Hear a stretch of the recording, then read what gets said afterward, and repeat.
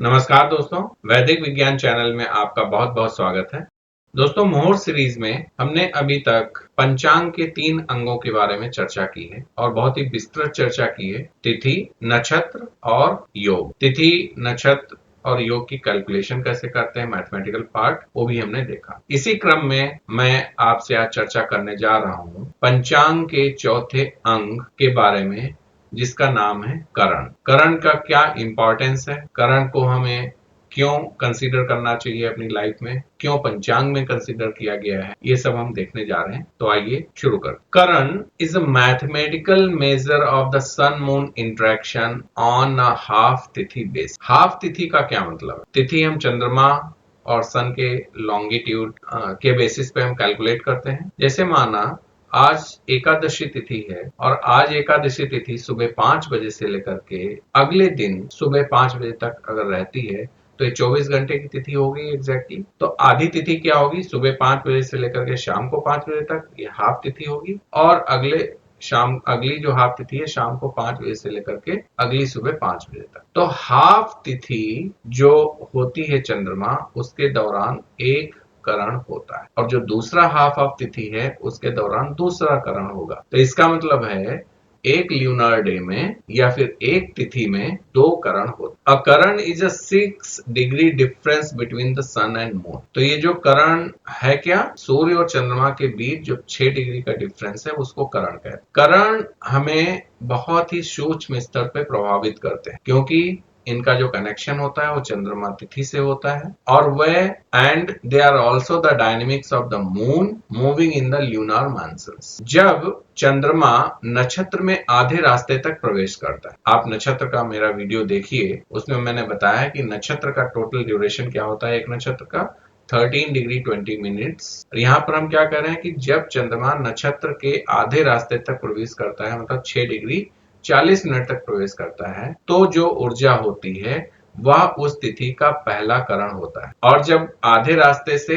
अंत तक जाता है, मतलब 6 डिग्री 40 मिनट से 13 डिग्री 20 मिनट तक, तो जो उस वक्त एनर्जी होती है that is called second Karan of that तिथि। वो उस तिथि का दूसरा करण होता है। करण बहुत ही इंपॉर्टेंट है और ये जो हमारा पंचांग है उसके 5 अंगों में से एक है, जो कि मैंने आपको पहले बताया। अब बात करते हैं कि करण होते कितने प्रकार के। तो करण 11 प्रकार के हो। अब इन 11 प्रकार के जो करण हैं इनके नेचर क्या है? तो इसमें से जो 4 करण हैं वह 4 करण ध्रुव करण या फिर स्थिर करण कहलाते हैं और ऐसे करण अमावस्या के दौरान या अमावस्या से पहले या फिर जस्ट अमावस्या के बाद घटित होते हैं। और ये करण कौन कौन से हैं? शकुनी करण, चतुष्पाद करण, नाग और किंसुंगना, ये 4 करण हैं। ये चारों करण क्या होते हैं? फिक्स्ड करण। और ये 4 करण महीने में एक एक बार आते हैं। तो बाकी के 7 करण क्या हैं? बाकी के 7 करण को हम चर संघक करण कहते हैं या मूवेबल करण कहते हैं। और ये जो 7 करण हैं उस एक महीने में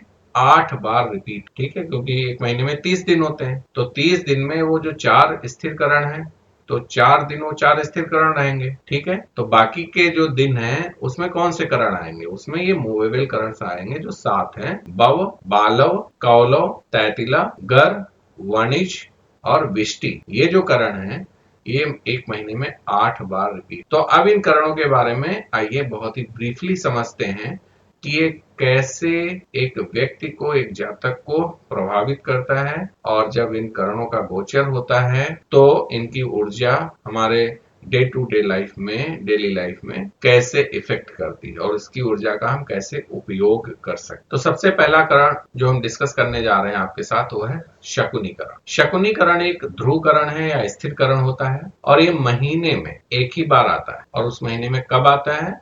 जब महीने का कृष्ण पक्ष चल रहा होता है। तो कृष्ण पक्ष की चतुर्दशी तिथि का जो सेकेंड हाफ होता है उस दिन, उस समय ये करण कब? कृष्ण पक्ष की चतुर्दशी के सेकेंड हाफ में शकुनी करण लगता है। इस करण पे माता काली का शासन रहता है। शकुनी करण बोलिए ये कहां से लिया गया? शकुन, जैसे शकुन अब शकुन कहते हैं ना, तो शकुनी वर्ड वहीं से आया। अगर किसी भी व्यक्ति का जन्म इस करण के दौरान हुआ है तो वह व्यक्ति बहुत ही सकारात्मक, दूरदृष्टि वाला और एक इंडिपेंडेंट पर्सन होता है। ऐसा व्यक्ति बहुत ही intelligent, intuitive, courageous, clever individual और वो व्यक्ति रिस्क लेने में बहुत ही सक्षम होता है, बहुत ही बैलेंस्ड पर्सनालिटी होती है, इंप्रेसिव पर्सनालिटी होती है, ठीक है। और ऐसे व्यक्ति बहुत ही कम परेशान होते हैं। ऐसे व्यक्ति अपनी बातों से दूसरों को बहुत जल्दी प्रभावित कर सकते हैं और ये व्यक्ति अपने प्रतिभा का निर्णायक रूप से उपयोग कर सकते हैं। These persons are more leader than a follower. जैसे कहते हैं ना, एक ग्रुप में होंगे तो वो लीड कर रहा होगा उस ग्रुप को। ऐसे व्यक्ति अपने पेशे में, जो उनका प्रोफेशन होता है, अपनी समस्या का समाधान खुद निकाल लेते हैं, उसके लिए जाने जाते हैं और जो भी विकास के कार्य होंगे उसमें अपने लिए छुपे हुए जो अवसर होते हैं उनको ढूंढने में बहुत ही सक्षम हो। ऐसे व्यक्ति केमिकल की फील्ड में, मेडिसिन की फील्ड में, स्ट्रेटेजीज, प्लानिंग जैसे जो फील्ड्स होते हैं उसमें बहुत ही ज्यादा सफल होते हैं। ऐसे व्यक्ति कभी कभी शॉर्टकट और अनैतिक, जो इलीगल अनएथिकल वेज होते हैं, उसको उपयोग में लाते हैं और इसकी वजह से इनको कभी कभी परेशानियों का सामना करना पड़ता है और जीवन में कभी कभी तनाव का सामना भी करना पड़ता है। जैसे ये फल की इच्छा करते हैं वैसा फल इनको कभी कभी नहीं मिलता है। अब आइए अगले करण की बात करते हैं। अगला करण है चतुष्पद करण। चतुष्पद करण भी महीने में एक बार आता है और यह अमावस्या के पहले हाफ में होता है। जब अमावस्या तिथि होती है तो उसका जो फर्स्ट हाफ होगा उसमें चतुष्पद करण लगता है। इस करण के जो देवता होते हैं वृषभ होते हैं, यानी बैल होते हैं। संस्कृत में चतुष्पद का जो अर्थ होता है, चतुष्पद शब्द संस्कृत का है, उसका जो अर्थ होता है चार पैरों वाला, चार चरणों वाला, चार पहियों वाला, चार प्रकाश की किरणें, चार स्तंभ। जहां पर भी ये चार चीजें होती हैं आप समझ सकते हैं चतुष्पद। अगर किसी व्यक्ति का जन्म चतुष्पद करण में हुआ है तो वह व्यक्ति एक बहुत ही ईमानदार, नैतिक, धार्मिक, पारंपरिक दृष्टिकोण वाला व्यक्ति होता है। ऐसे व्यक्ति अपने बड़ों का, शिक्षकों का, गुरुजनों का बहुत ही सम्मान करते हैं और जो उनको सिखाया जाता है बहुत आसानी से वो सीख लेते हैं और बिना किसी समस्या के, बिना किसी झंझट के वो सबसे मिलजुल के रहते हैं। ऐसे व्यक्ति बहुत ही क्रिएटिव होते हैं, लॉजिकल रूप से सोचते हैं। उनकी हॉबीज होती हैं रीडिंग बुक्स, लर्न करना कुछ भी, ट्रैवल करना और ऐसे व्यक्ति बहुत ही अपनी लाइफ में सेटिस्फाइड रहते हैं। उनका जीवन आमतौर पर आरामदायक होता है और ऐसे व्यक्ति बिजनेस करना पसंद करते हैं, ठीक है। नौकरी की अपेक्षा वो बिजनेस करना पसंद करते हैं, ठीक है।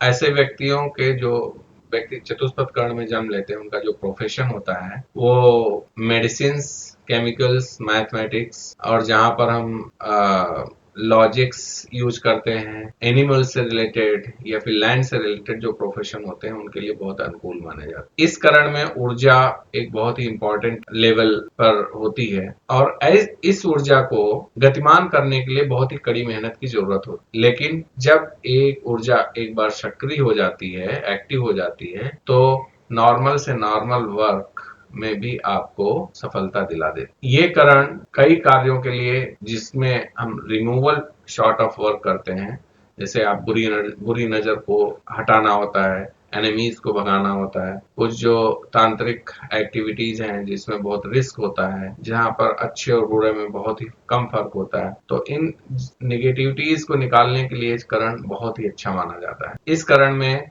विवाह, नामकरण संस्कार, कोई अगर न्यू प्लानिंग्स आपको करनी है, लंबी यात्रा करनी है, कोई शुभ कार्य करना है तो उसके लिए ये करण अच्छा नहीं माना जाता है। ऐसे करण में वो कार्य नहीं करने चाहिए, यानी कि जिस दिन आप सपोज शुभ कार्य करने जा रहे हो और उस समय चतुष्पद करण है तो आप ना करें। ये करण दिवंगत आत्माओं के लिए किए जाने वाले जो गंभीर अनुष्ठान होते हैं, श्राद्ध, तर्पण, उसके लिए अच्छा माना जाता है। इसमें आप दान, जाप और मंत्रोच्चारण कर सकते हैं। इस समय का उपयोग चार पैर वाले जानवरों से संबंधित या जो चार चीजों को रिप्रेजेंट करती हैं उससे रिलेटेड गतिविधियों के लिए, एक्टिविटीज के लिए किया जा सकता है। आइए हम तीसरे करण की बात करते हैं। इसका नाम है नाग करण। तो इस नाग से ही आपको क्लियर है कि इसके देवता नाग देवता हैं। फणी भी हम कहते हैं इनको और यह अमावस्या के दूसरे भाग में घटित होता है। चतुष्पद करण अमावस्या के पहले भाग में और नाग करण अमावस्या के दूसरे भाग में होता है। यह भी एक स्थिर करण होता है। अगर किसी व्यक्ति का जन्म इस करण के दौरान हुआ है तो वह व्यक्ति कुछ हद तक चिड़चिड़े होते हैं, कठोर होते हैं, क्रूर होते हैं, जिद्दी व्यक्तित्व के भी होते हैं। ऐसे व्यक्ति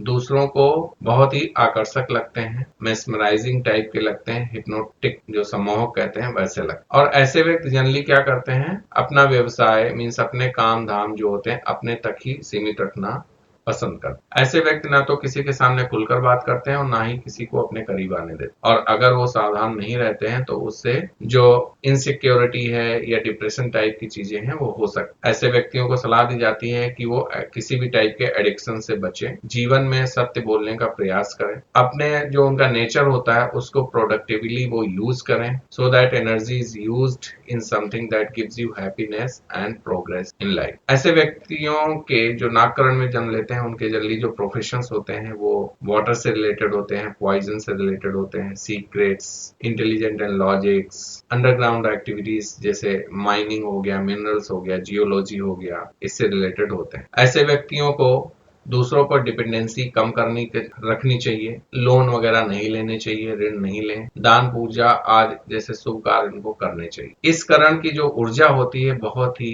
शुभ और शुभदायक गतिविधियों के लिए उपयुक्त नहीं होती। इसलिए इस करण के दौरान कोई भी अगर आपको नए प्रोजेक्ट स्टार्ट करने हैं, न्यू प्लानिंग्स करनी है, कोई ऐसे संस्कार करने हैं जैसे विवाह हो गया, मैरिज, पूजा है ना, गृह प्रवेश, मुंडन इत्यादि कार्य ना शुरू करें तो अच्छा होगा। इस करण के दौरान अगर आप बुरी नजर उतारते हैं, शत्रुओं को नाश जैसे संबंधित कार्य करते हैं, विनाशकारी कोई कार्य करते हैं तो वो सफल हो। इस करण के दौरान व्यक्ति दान कर सकता है, मंत्रोच्चारण कर सकता है। इस दौरान किए जाने वाले जो कार्य होते हैं उसमें बहुत ही कड़ी मेहनत की आवश्यकता होती है, वरना कार्य सफल नहीं होता है, क्योंकि इस करण की जो क्षमता है वो डोरमेंट स्टेज में होती है, बहुत ही सुप्त होती है। लेकिन अगर उस ऊर्जा को हम क्रियान्वित कर लेते हैं तो यह तेजी से और बहुत ही प्रभावी रूप से परिणाम देता है। इसके परिणाम सदैव स्थायी होते हैं। ये ध्रुवकरण है, स्थिर करण है, इसलिए इसके परिणाम स्थायी होते हैं। बट कभी कभी क्या होता है, क्रूर और जो समटाइम्स है हेटफुल जो है इसके रिजल्ट हो जाते हैं। तो जो बाकी के 8 करण हैं वो हम अपने अगले वीडियो में उसके बारे में आपको डिटेल से बताऊंगा। तब तक के लिए आप मुहूर्त सीरीज के पुराने वीडियोस को रेफर कर सकते हैं, उनको एक बार पुनः देखने का प्रयास करें, जिससे कि आप मुहूर्त के जो ये 5 अंग हैं जिसमें से मैं चौथा अंग अभी आपको बता रहा हूँ वो आप अच्छे से रिलेट कर सकें, उनको रिलेट करते हुए आप मुहूर्त निकाल सकें, ऐसी मैं आशा करता हूं। तो अगले वीडियो में आपसे फिर मिलूंगा, तब तक के लिए नमस्कार, बहुत बहुत धन्यवाद।